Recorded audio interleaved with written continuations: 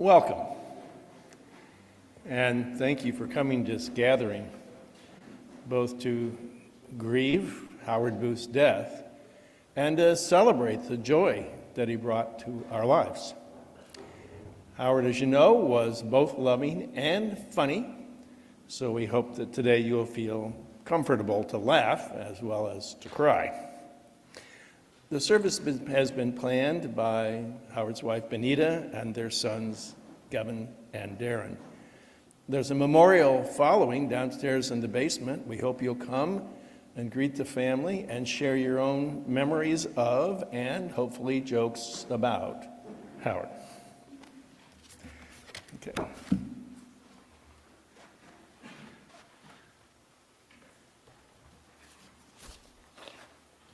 Howard is hilarious. Like the best humor, Howard's complicated and multifaceted. It took me a while to appreciate how many layers lurk behind his surface. Howard will always be present tense for me. So kind, so intelligent, sometimes ridiculously humble and self-effacing. A sweet prince of a man. Our son Mark said when I told him dear Howard had died, "What a sad day." We should all aspire to live so that everyone who knows us mourns when we pass. Howard was my teacher, my pastor, my division chair, my dear friend for more than 5 decades. Benita, Gavin, and Darren, we love you all so very much. My sophomore year at Graceland, a new religion major came pounding on my door in Tess Morgan at 1:45 in the morning, shouting, "Barbara, do you know that Howard cares about the church?"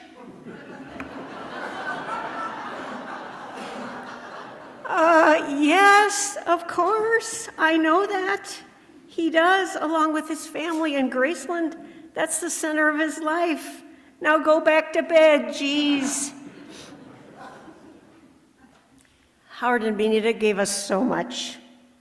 They gave our daughter Sarah a puppet for her baby blessing.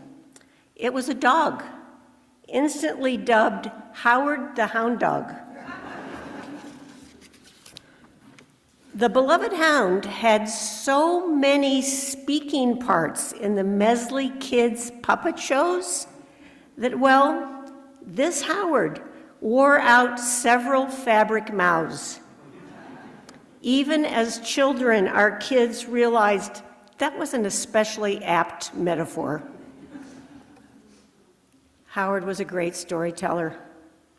We used to accuse him of deliberately doing crazy stuff, like waiting till the heater in his car was broken to decide to drive in winter all the way to someplace like Mexico, barely stopping except for gas and barely letting Benita eat. Why? To have a bizarre tale to entertain us with on his return. Howard and Bob, as the religion and philosophy department, were a team with a lot of horsepower. When I told our granddaughter that Howard was even goofier than Bob, she got big eyes and claimed nobody could be as crazy as my Baba. As humanities chair, Howard had, a lot of complicated personalities to manage. I always teased him that only a person with a graduate degree in counseling could have turned our division into a place of mostly peace and grace. I never had another boss who practiced flying ballet leaps outside my office door on a regular basis,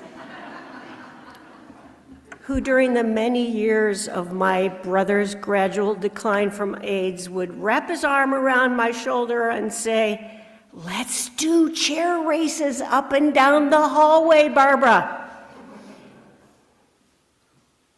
On the rare occasions that Howard let his own pain out, I knew to remove my shoes. I was on hallowed ground. I've heard that everything we say about a beloved person in their funeral, we should have said at their birthday parties.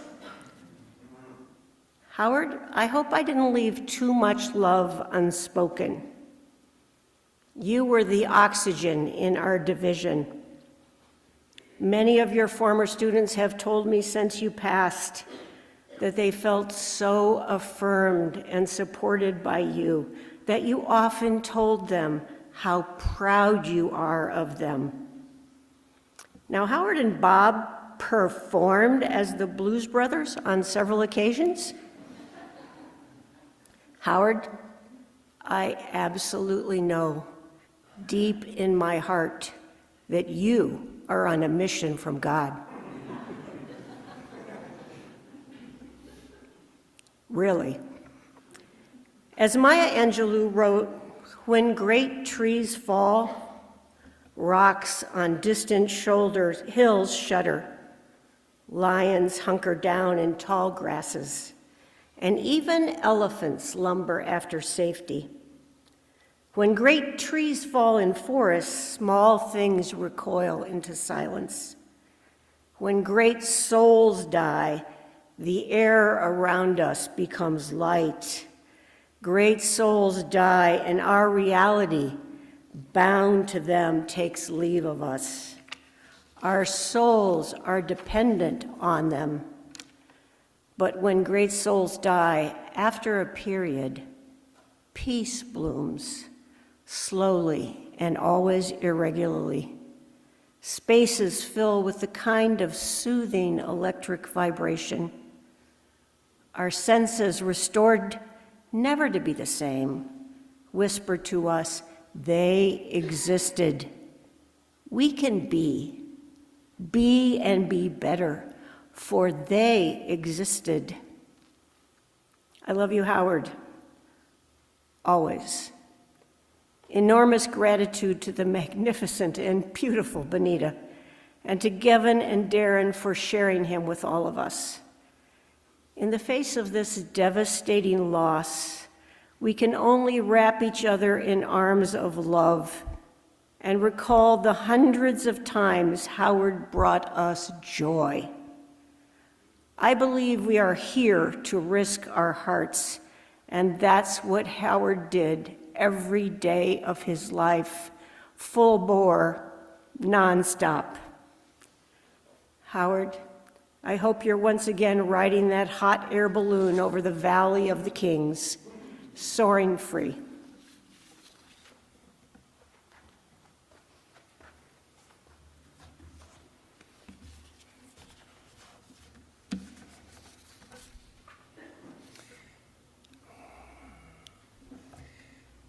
Howard and Benita's kitchen light was still on at 11 o'clock one winter night in my senior year at Graceland. I was out walking, struggling with the essay I was writing for a grad school exam, and I needed to talk to somebody. So I walked toward Howard's light. I knew that if I knocked, he would let me in and listen and help, and that Benita would let him.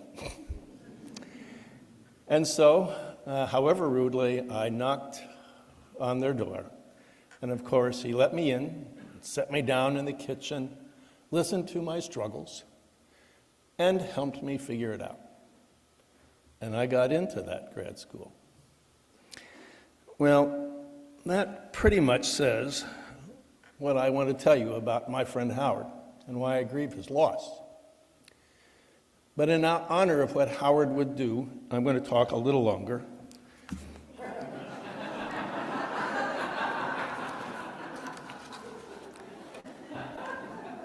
Barbara and I met Howard, of course, in one of his religion classes at the start of our sophomore year, 55 years ago. I was pretending not to be a religion major while taking every course that Howard offered. At the end of that year, we thought about moving, but then Graceland created this experimental curriculum that allowed me to create my own classes. And I spent the next 2 years reading Plato and philosophy with Paul Edwards and the scriptures with Bill Russell, and of course, theology with Howard Booth.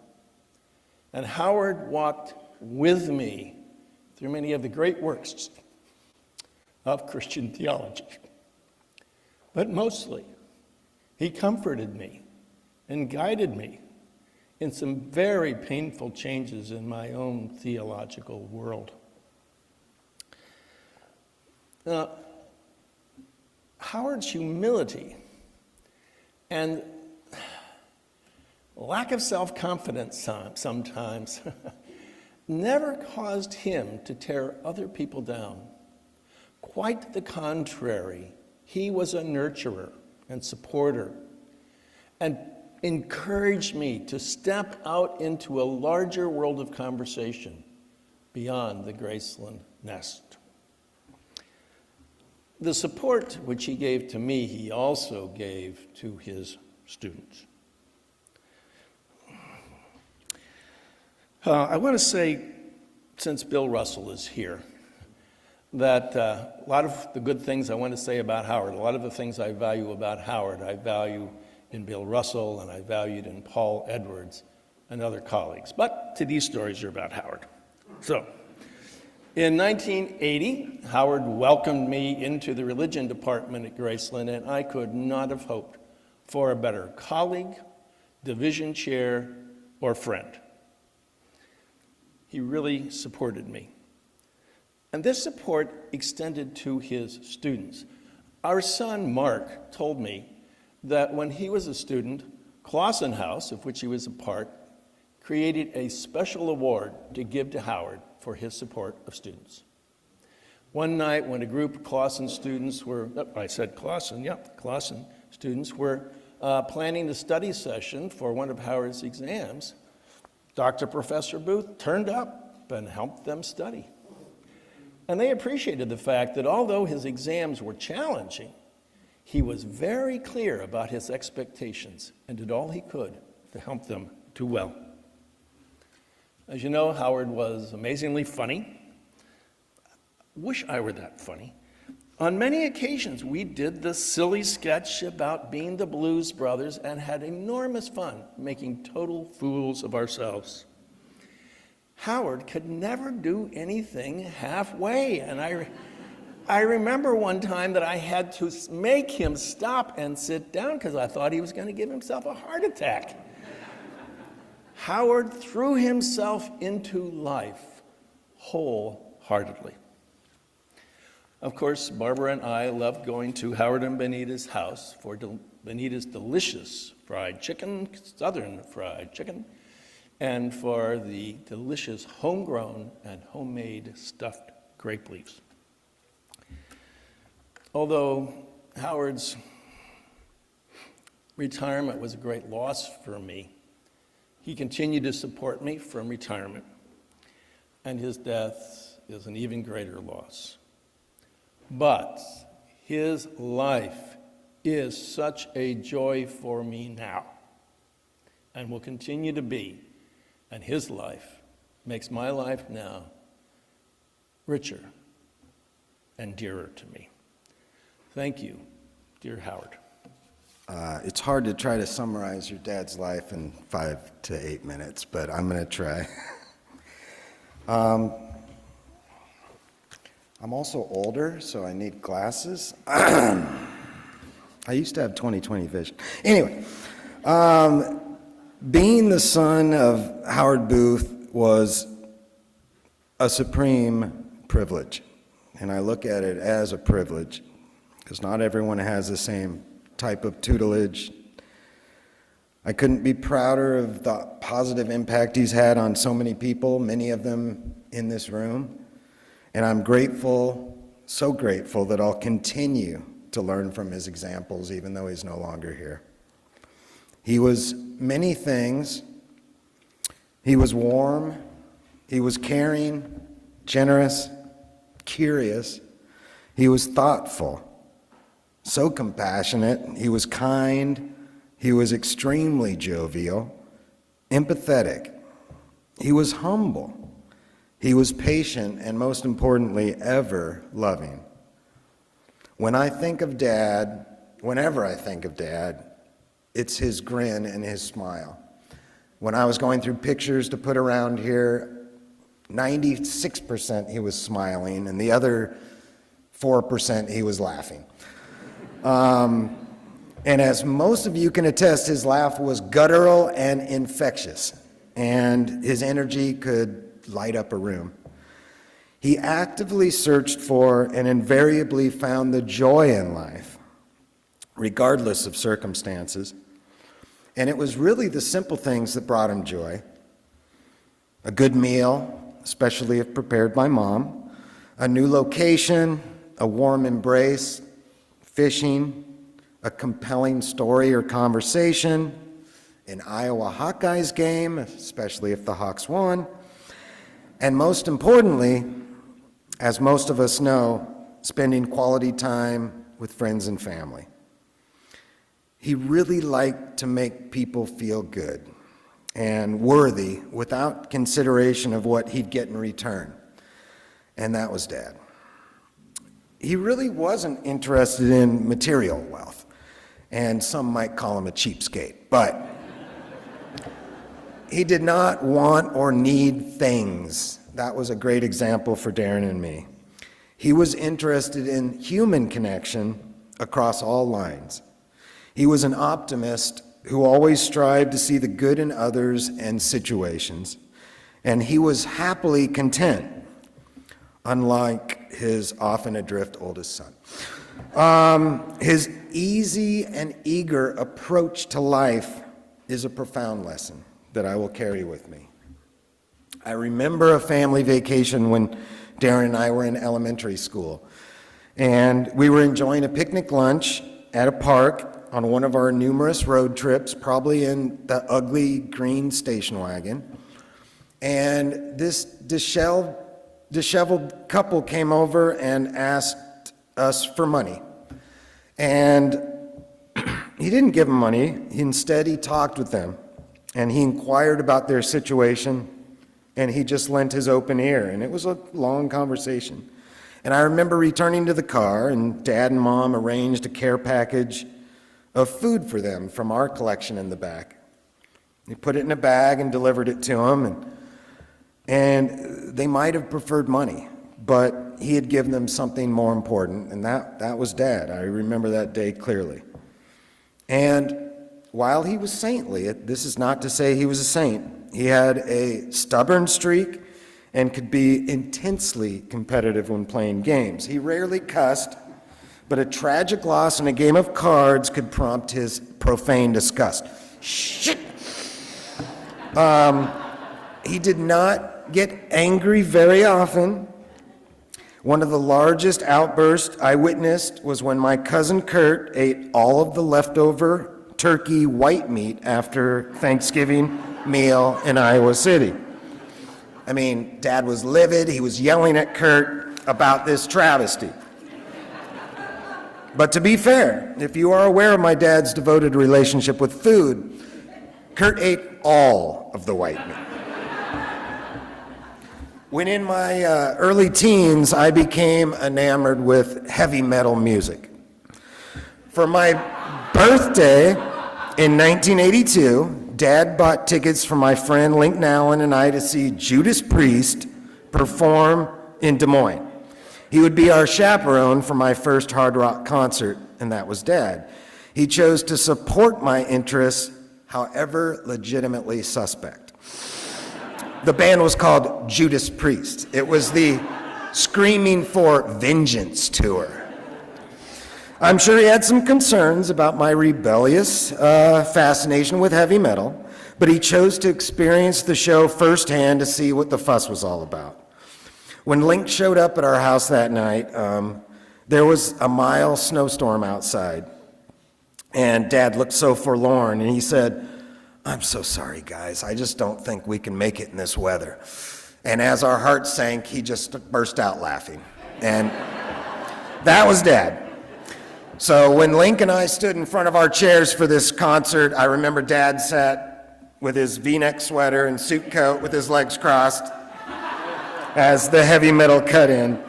And for years afterwards, as a teacher, he liked to share that story with his Graceland students. And his favorite part of the tale was misquoting the chorus from the song Breaking the Law.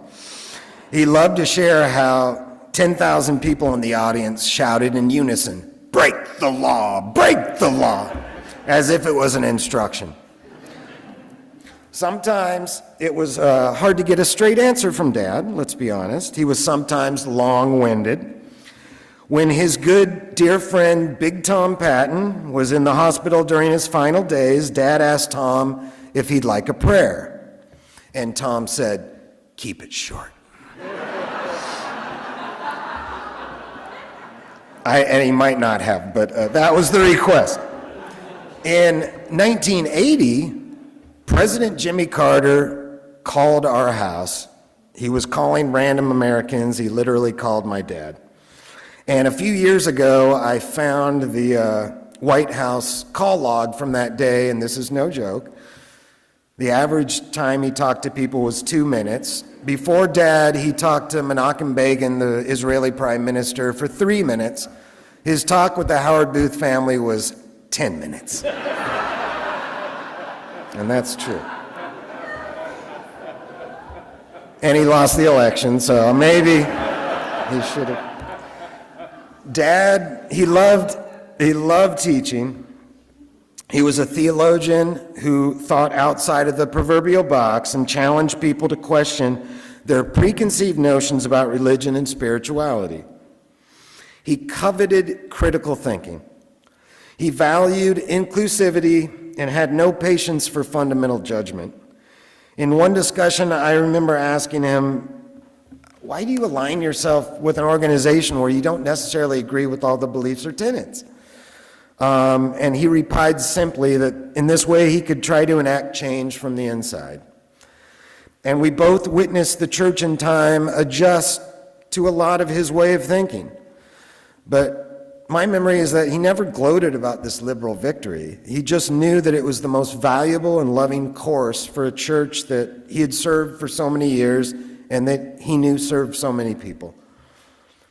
Most importantly, in his highlight reel, he found the absolute love of his life when he met my mom. And he was not shy about this fact. They were married for 61 years and enjoyed a lifetime of shared experiences all over the world. And it's not hyperbole when I say that I don't remember my dad ever saying a bad word about Mom, ever. And can there be a stronger testament about his character? The love for his sons was ever present and unconditional. He was encouraging, ever hopeful, always supportive. He believed in me even when I didn't believe in myself, and that was a lot of strength. He wanted me and Darren to follow whatever path made us happy and content. And that support was always there for us and is still there to this day. Mom and Dad visited Darren and I in Seattle a few weeks before Dad was admitted to the hospital. What a great time that we had together as a family. This trip was a coveted yearly tradition that was a highlight of each summer for the family.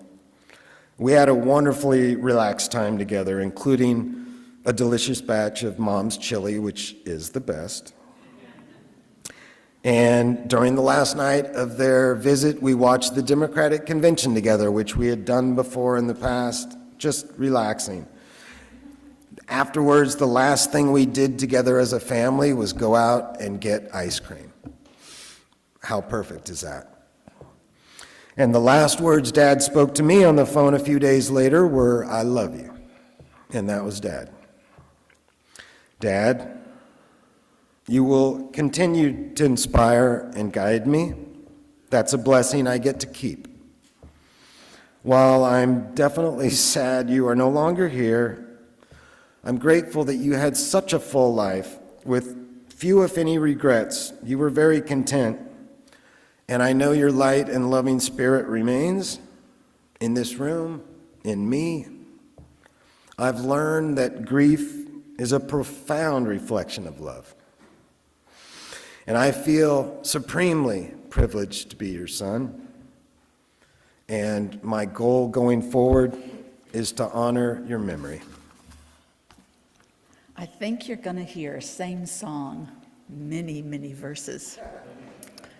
So as I've been jotting a few notes down, I'm going to try not to repeat some things. And I hope to share with you how it is that two couples can share 57 years of knowing one another. And one of the best terms I found to describe that is we were playmates. We shared R&R a lot. We seldom discussed serious matters. I wish I had been one of his students. But I'll tell you how it all began. My parents drove me up to Iowa. We hadn't been to Iowa before. From Tennessee. We had been in the north before. We'd been to Michigan and all, but not Iowa. Hadn't been on Graceland campus, but Graceland had been in my plans for a long, long time. So I was here for freshman orientation, and there was a handful of students, sophomores through seniors, to sort of guide us and introduce us, encourage us to have a full Graceland experience.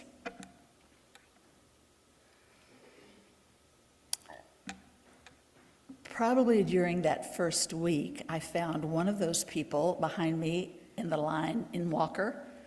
Some of you, I imagine, ate your meals in Walker.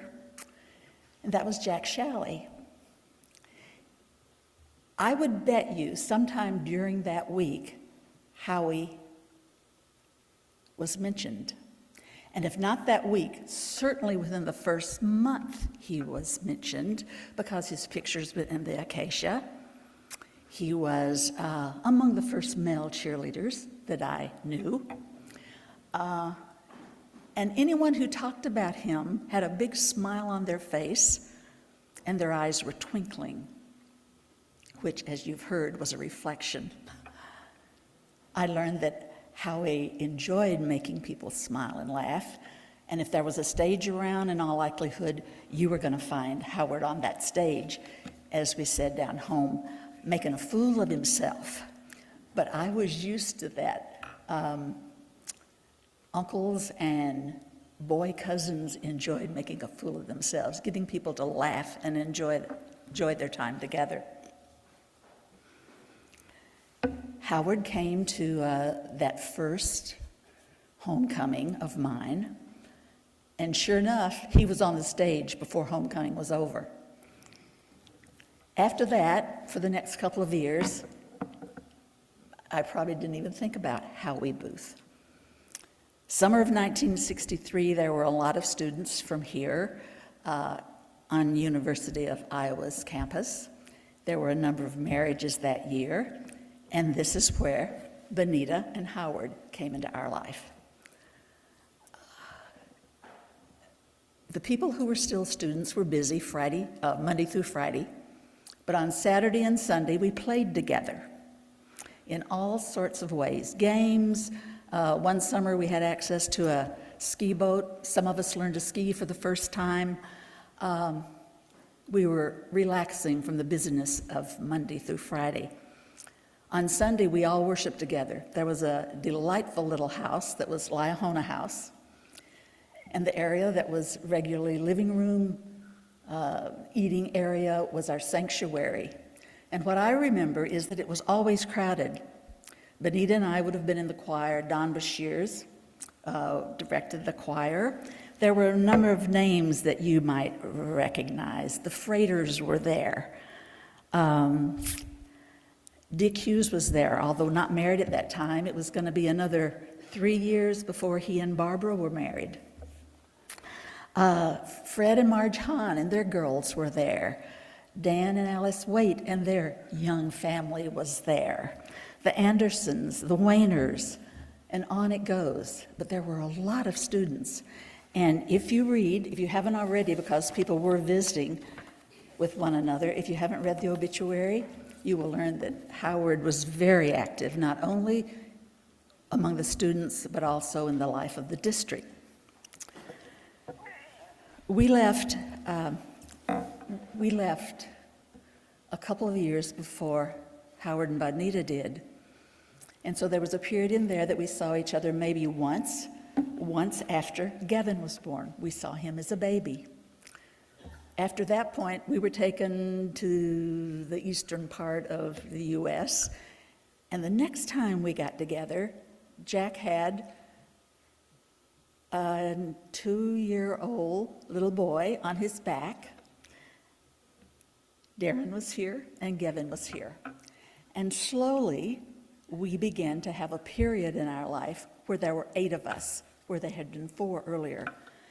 And I got thinking back, how did we feel so relaxed to each other? I'm not certain about that, although I may tell you some ideas that I've had, even in the last 48 hours, because you don't sit around and analyze good friends. When I say playmates, maybe you remember your childhood, you know pretty soon after playing with people, those you can trust, those who have your back, those you can say anything to, and that happened without, I think, recognition on our part. So we had a period of playing with 8. And then for various reasons, I think the oldest became a teenager. So he was involved in high school. There were a lot of activities. About that time, we made a midlife career change for Jack. And so here again, there was a decade when we didn't see much of each other. And then we were back in Kansas City. The boys, all 4 of them were gone. And one day Bonita calls and says, we're going to take a little trip down to Florida. We got this phone call, and they're going to try to sell us a timeshare. We aren't buying, understand that, but we thought it'd be fun. We can go and listen. So a week later, Becky, we bought a timeshare. Howard approached ownership of the timeshare much like he approached all that you've heard between the first 3 speakers. I have known no one who learned how well to use a timeshare, and he shared it generously. Down through the years, we hit a number of beaches along the East Coast. We were out to Colorado a couple of times. We were down at Branson a number of times. Not always going to shows. We played lots of cards, and you've heard how you attack cards. We always played men against the women. You want to guess who won most of the time? And I think that the Yankees were their hometown card players. Sometimes the day after they played, Bonita, she says, "You're not going to believe this. The men won."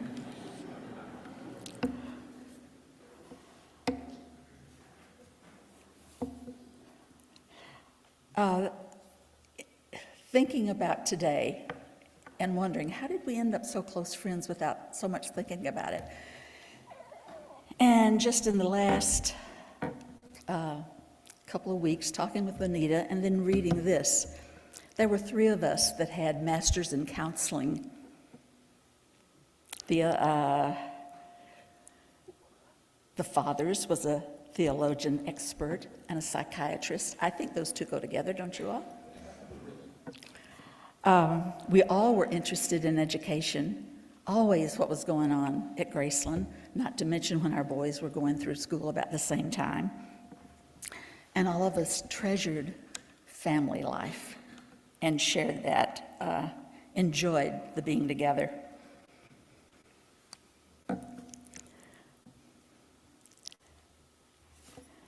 I mentioned earlier that I wish that I had been a student of Howard's. I think he encouraged his students to ask questions, and I had always been a question asker, to find your own path. In recent years, one time Bonita and I were pushing Howard just a little bit about things eternal. And he finally, I don't know. That's the first time I'd ever heard him say, I don't know. And I think I don't know is such an important question to be able to ask and then handle the knowledge that you don't know. Because it seems to me the more you learn, the less you realize that you know. Many of you could possibly stand here and say what it is, list off your beliefs. There are very few of things that I can tell you I know with absolute certainty. But I trust and I believe that this is only a part of our existence and that something follows. And so it gives me comfort to think that on another plane, in another place, maybe Jack came flying across the clouds or walking through a field of unbelievably unrecognizable colors of grass and flowers, or maybe came running across a sandy beach saying, Howard, I am so glad you're here. You are not gonna believe this. I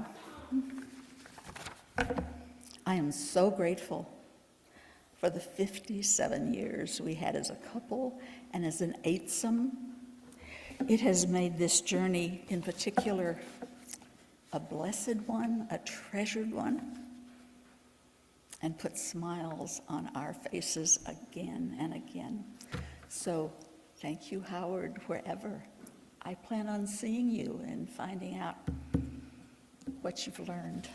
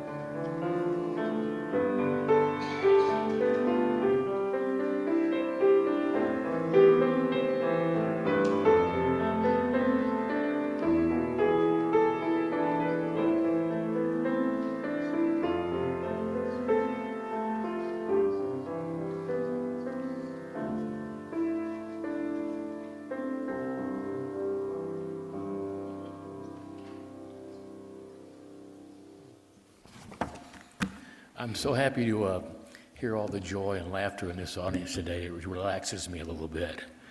I'm reminded of a time when I was a teenager when Bonita's father died, my granddad. And we went to Seminole from Arizona and we buried him, came back to the house, and it was so quiet and somber. And a few of us younger people were in the kitchen and somebody said something funny and we kind of laughed a little bit and we caught ourselves, oh my gosh.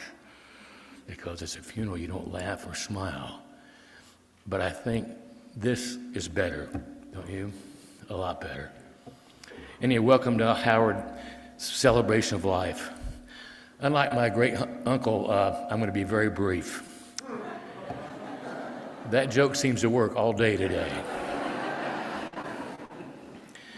Howard Booth was a great guy. We all know that. He was caring, compassionate, unselfish about all things, with the exception of possibly food. I was asked to tell this next story by a member of the family. This goes back about 20 years. We were celebrating Thanksgiving in Seminole, Oklahoma, and I brought a load of shrimp up from Gulf Shores, Alabama. And we would, every year the girls would make a big bowl of New Orleans-style spicy shrimp and a big bowl of plain shrimp, And Uncle Howard loved boiled shrimp plain and made no secret of it. So one year, we all decided to pull a joke on Uncle Howard. The girls made the shrimp up, and they brought a big bowl of the New Orleans shrimp up and a smaller bowl of the boiled shrimp plain. And we started the bowls on the opposite side of the table. And by the time it got around to Uncle Howard, there were about 4 shrimp in the bowl with plain shrimp. And his face got so red, he looked at my Aunt Benita and said, "You were supposed to look out for me. You were supposed to look out for me." You know, Uncle Howard could be long-winded, but he was a great public speaker. He really was. And when my wife died in 2017, I asked them to come down and, take care of the funeral for me. And I asked Uncle Howard to do Pam's eulogy. And the night before the ceremony and celebration, which it was, Uncle Howard pulled me aside privately and he said, "Brent, is there anything you want me to say about Pam that I may have forgotten? Anything special you want me to say in the eulogy?" I said, "Uncle Howard?" He said, "Yes." I said, "Brevity." I learned a lot from him. The joy of laughing at oneself. He could dish it out, as you well know, but he could sure take it too. He also taught me to stretch the dollar to the point of being unrecognizable at times. But as an example, they came to Gulf Shores for Thanksgiving one year, as we did every year we gathered, and we went to a place I worked sometimes that had all-you-can-eat shrimp night. So Uncle Howard got there, and he ordered, of course, all-you-could-eat shrimp, and he ordered a big glass of water and a big bowl of lemons, and used that to use to sweeten those and make what we refer to as snowbird lemonade. I'm not lying about any of this. I'm really not. He was not afraid to order more fish, for sure. He was not afraid to order more lemons. But I remember at the end of the night, he did not ask for the check. But having said that, he was a great tipper. He really was, if he had enough loose change in his pocket.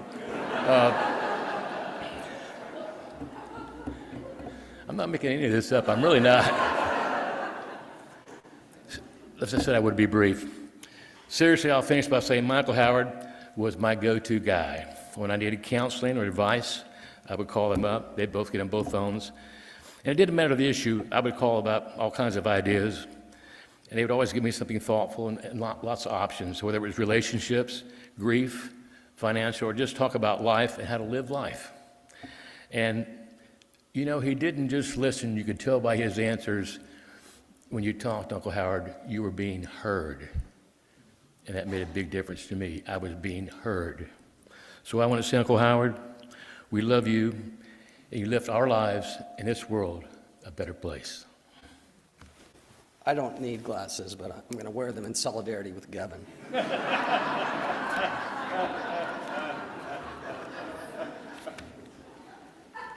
My father, Bill Yunke, first met Howard in 1974. Dad had just joined Graceland's faculty and was leaving Briggs Hall to attend a meeting when he saw Chuck Church, a colleague who walked with crutches, had fallen down the stairs. As Dad went to help, Howard came from behind. "You got to watch out for the new guy," he warned Chuck. "He'll push you down the stairs first chance he gets."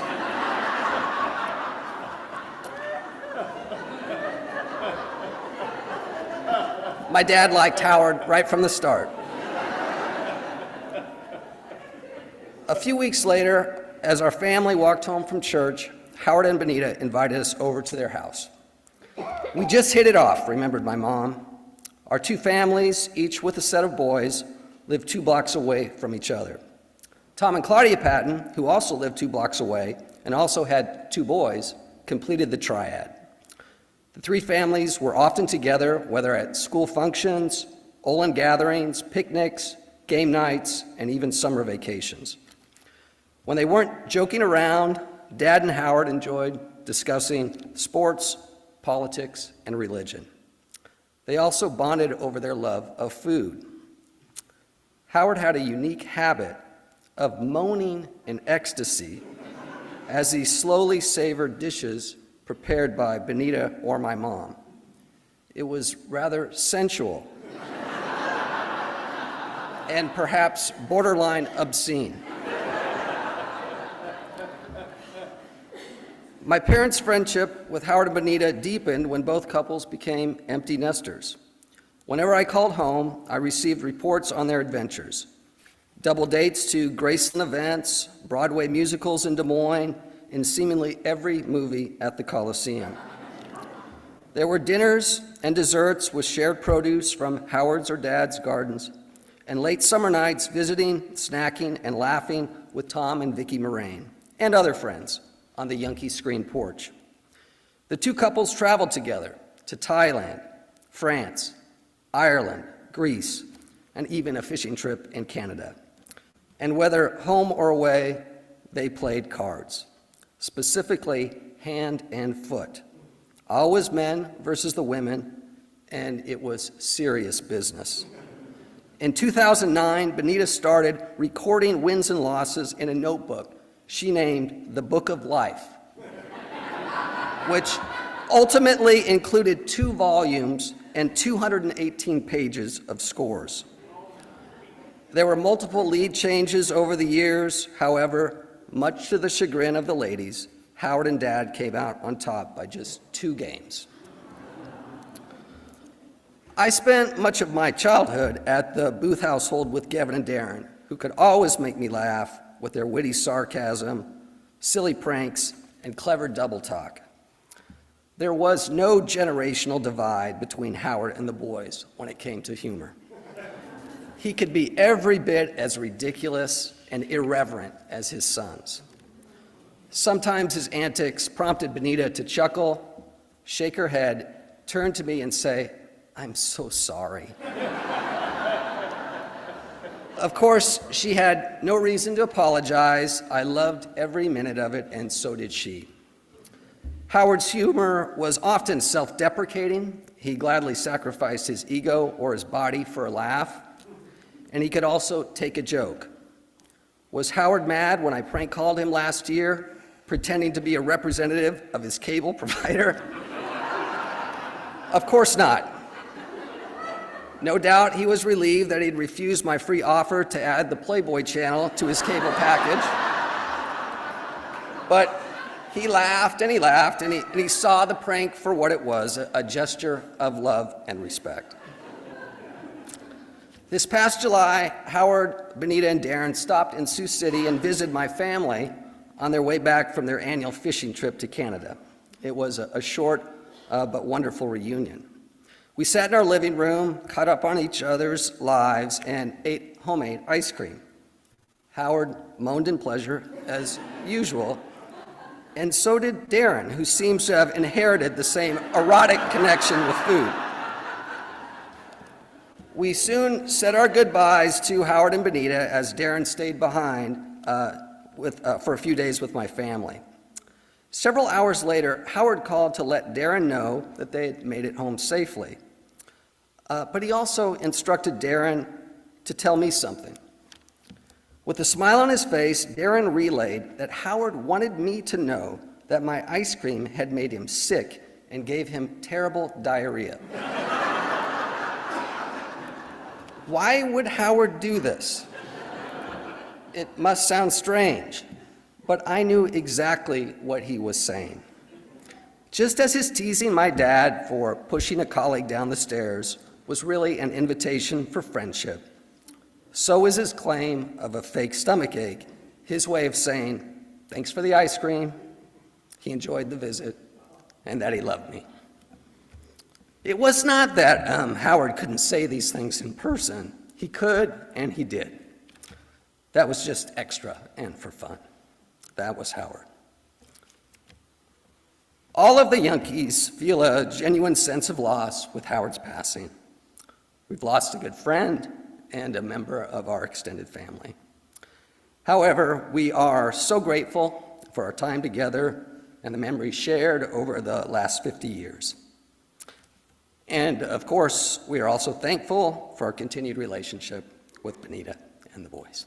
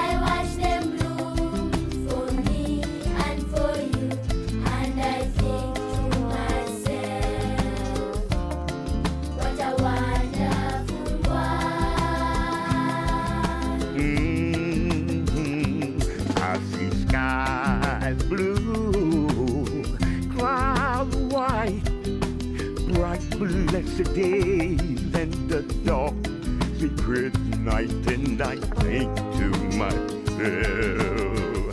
what a wonderful world.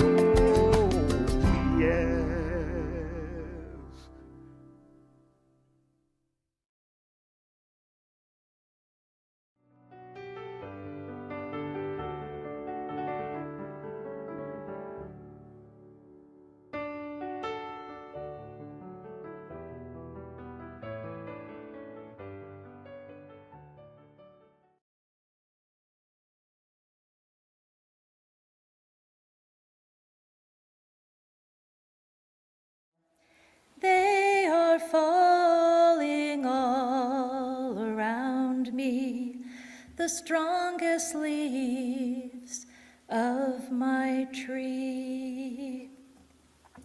She continues, but you're not really going to leave me. It is your path I walk. It is your song I sing. It is your load I take on. It is your air I breathe. It's your strength that helps me stand. And no matter how you knew Howard, these words ring true.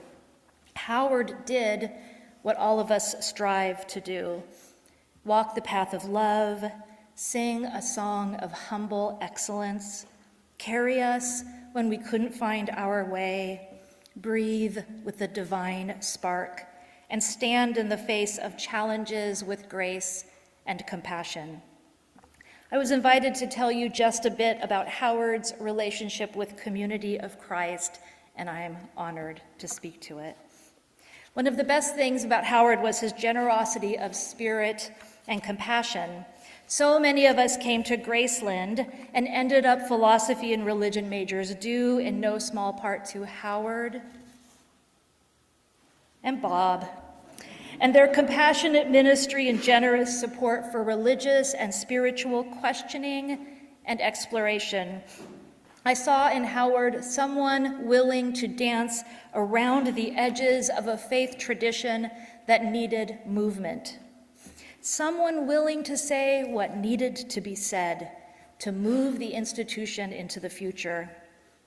Someone like Howard, who saw his job to be nurturing the voices of students who landed in front of him in a class that would challenge and support their assumptions in learned religion. Someone who did not take things at face value, but who rather dug into the bones of religion to find the core of what mattered most. And someone, as we know, who loved to laugh right out loud. He challenged Community of Christ in this way, and he did it throughout his life, much to our delight. But what's really important is Howard stuck with the church, even as he questioned it. It is his path we walk. Howard was an agitator, and this is how he showed his faithfulness in the church. He asked his students to explore and challenge theology that was damaging in its blind acquiescence. He encouraged us to write theology that was bold and ridiculously wild and free from typical constraints, so that we could walk our journey of spiritual exploration with integrity. And Howard's office was sacred space. It is his song we sing. It was with Howard's support that I began to deconstruct this church institution that I would eventually claim as my own. But it has been Howard's voice in my head that has always nudged me to hold the church accountable for its failings and call it to do better. It is his load we take on. Howard was a respected and beloved church guy. He loved the church, and we love him. He loved its possibilities and promises, and he believed that we would be a part of making it better. For him, community was so important that he was willing to put up with the failures of the organization to live within its structure. It was and is a lesson for all of us about finding our people and loving them. And the church has been blessed because of his dedication. It is his air we breathe. Howard loved to be in community worship. He would join services on campus or attend at his congregation, where he found like-minded sojourners and questioners. After Graceland, Howard became a friend I was delighted to see, and I saw him often at either Graceland or at a Community of Christ event, and how appropriate. Graceland and the church, two places he held dear. There I would talk to Howard briefly. I wanted to make sure that Howard was still on my side. I needed his sacred support. I also needed his laughter and quick wit to remind me not to take any of this too seriously. I saw Howard last year in the basement of the Stone Church congregation in Independence, Missouri, where he laughed when he saw me and told me how happy he was for the church that I had stuck around. But it seems to me that we are the ones who are happy with the faithfulness of our friend and mentor and parent and spouse. Happy that he stuck around. We are the ones made better for his deep questioning, that we are the ones who know that divine spark because she breathed through Howard's life and brought us comfort and unsettledness all at once. It is his strength that helps us stand. I'm thankful that today we can honor how much Howard loved his faith community, his family, and how much he loves us. They are falling all around us, the strongest leaves of our tree, but he is never going to leave us. And we will pick up his song of laughter and love, and we will sing it always and loud for Howard. I'd like to start by sort of borrowing a line from one of the great philosophers of our times, Steve Martin. Having a theologian for a father, I learned just enough about religion to screw me up for the rest of my life. I kid, of course, but as you can attest, Dad wasn't easy to pin down in terms of his faith beliefs. You'd likely get a theologian answer, usually something related to, wait for it, Dad students, the ground of our being. I knew Bob would know that. But what I do know, and this is straight from Dad's mouth, he believed the foundation of everything is love.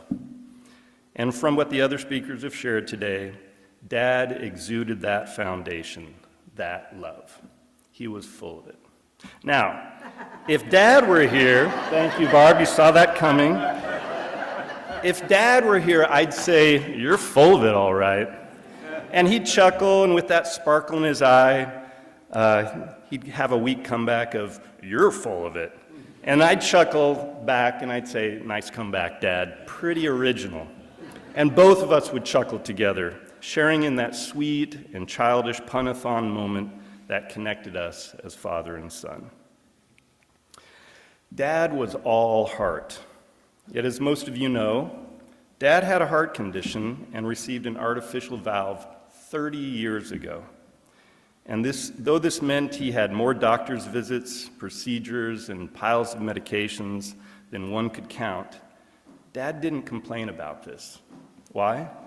Because as he expressed, this was a small price to pay when it meant he could continue living. Because Dad loved life.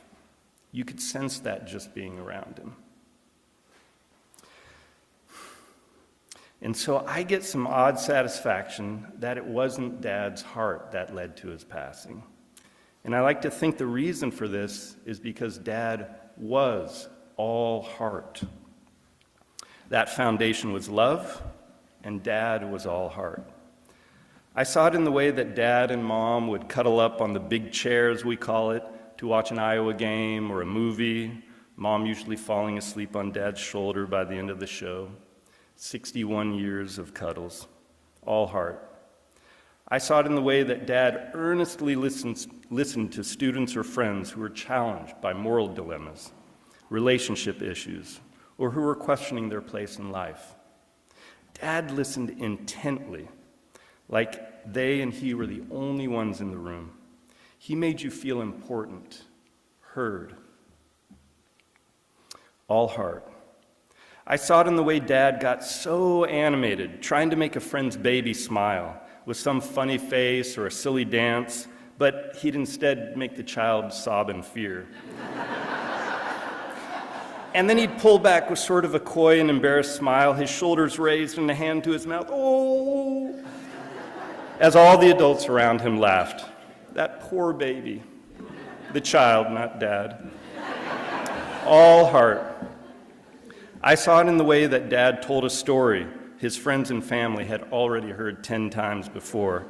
And everyone watched the slow crescendo of master tale-telling and anxiously awaited the peak of the story where Dad got so excited that he'd accidentally knock over a glass or nearly fall down.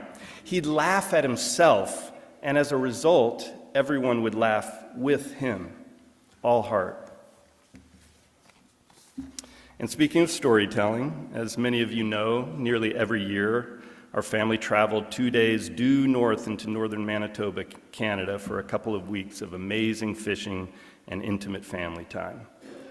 There we caught big fish and good times, and Dad brought home stories to tell. I know many of you have heard them.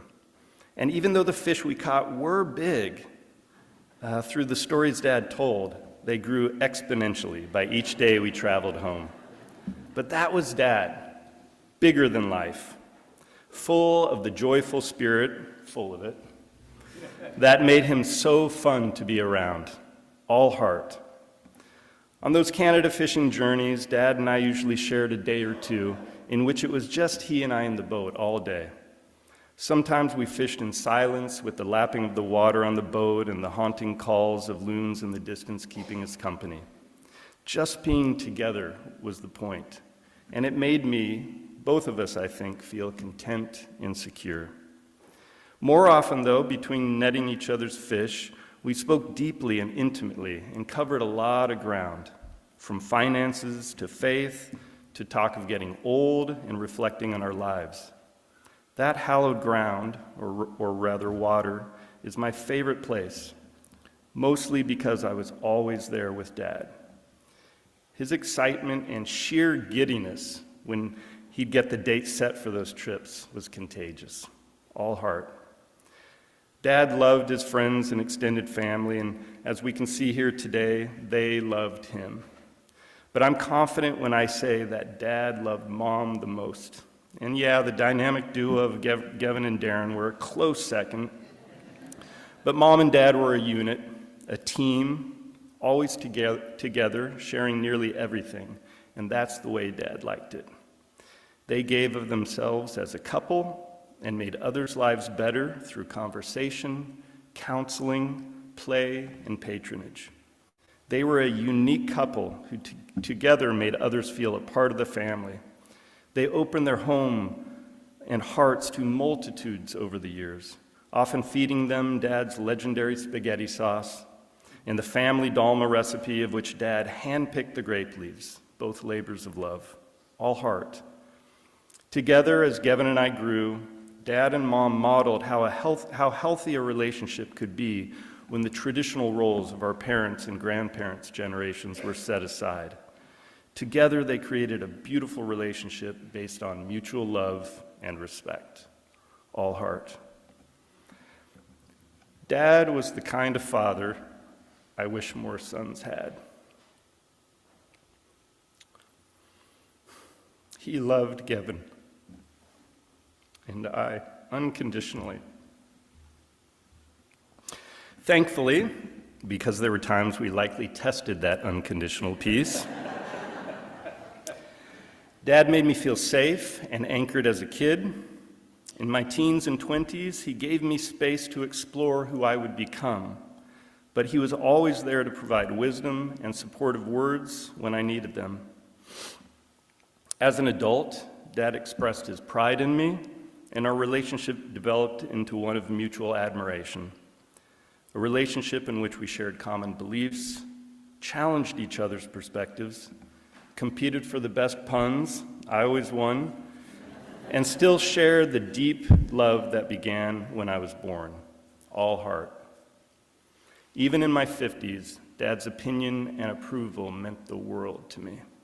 I adored my dad.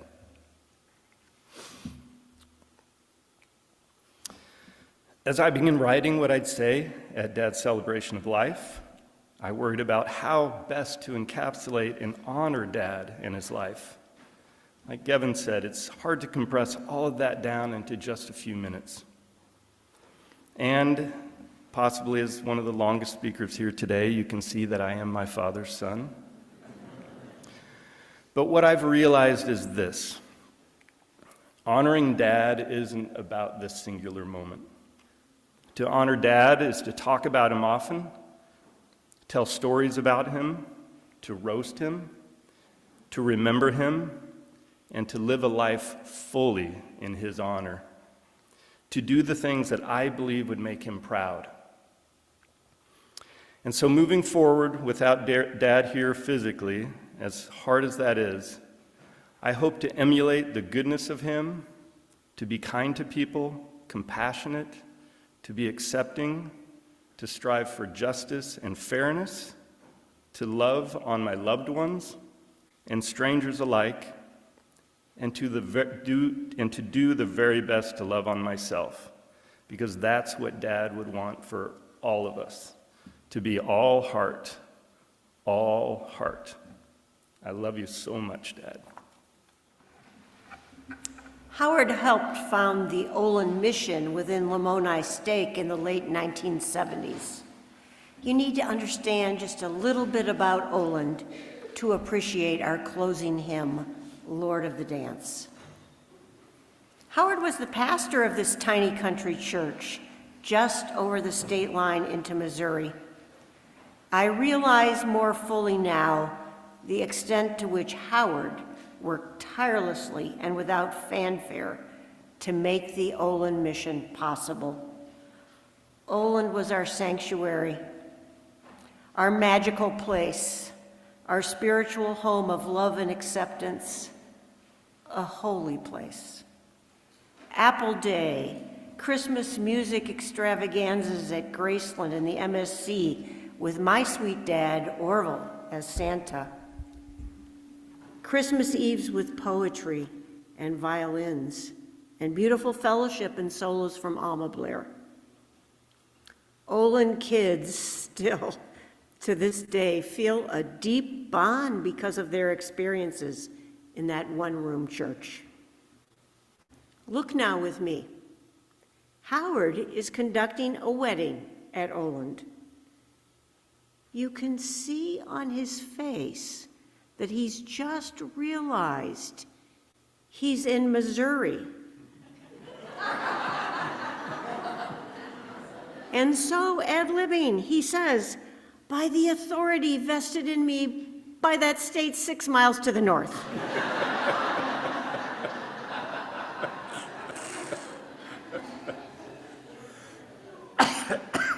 Ironically, the current Community of Christ Church has become in many ways the embodiment of the values Howard and Olin folks struggled to create.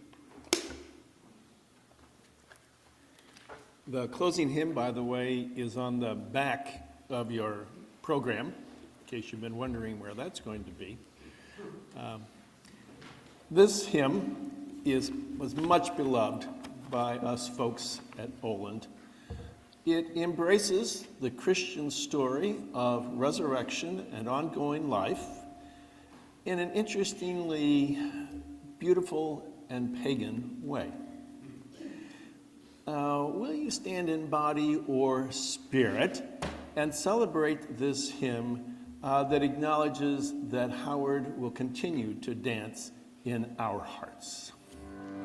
I danced in the morning when the world was begun, and I danced in the moon and the stars and the sun, and I came down from heaven and I danced on earth. At Bethlehem I had my birth. Dance then wherever you may be, I am the Lord of the dance, said he, and I'll lead you all wherever you may be, and I'll lead you all in the dance, said he. I danced for the scribe and the Pharisee, but they would not dance and they would not follow me. I danced for the fishermen, for James and John. They came to me and the dance went on. Dance then wherever you may be, I am the Lord of the dance, said he, and I'll lead you all wherever you may be, and I'll lead you all in the dance, said he. They cut me down and I leapt up high. I am the life that will never, never die. I'll live in you if you live in me. I am the Lord of the dance, said he. Dance then wherever you may be. I am the Lord of the dance, said he, and I'll lead you all wherever you may be, and I'll lead you all in the dance, said he. The moon in her phases and the tides of the sea, the movement of earth and the seasons that will be, a rhythm for the dancing and a promise through the years. The dance goes on through joy and tears.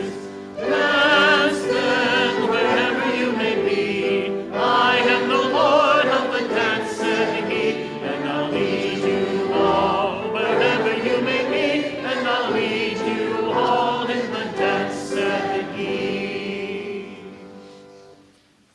Voice still and small, deep inside all, I hear you call, singing. In storm and rain, sorrow and pain, we'll remain singing, calming our fears, quenching our tears through all the years, singing. Howard, remembering you, how can we keep from singing? May we go in peace and love, comforted by the joy of this service and this community, and by our precious memories of our dear Dr. Howard J. Booth. Amen, and blessed be.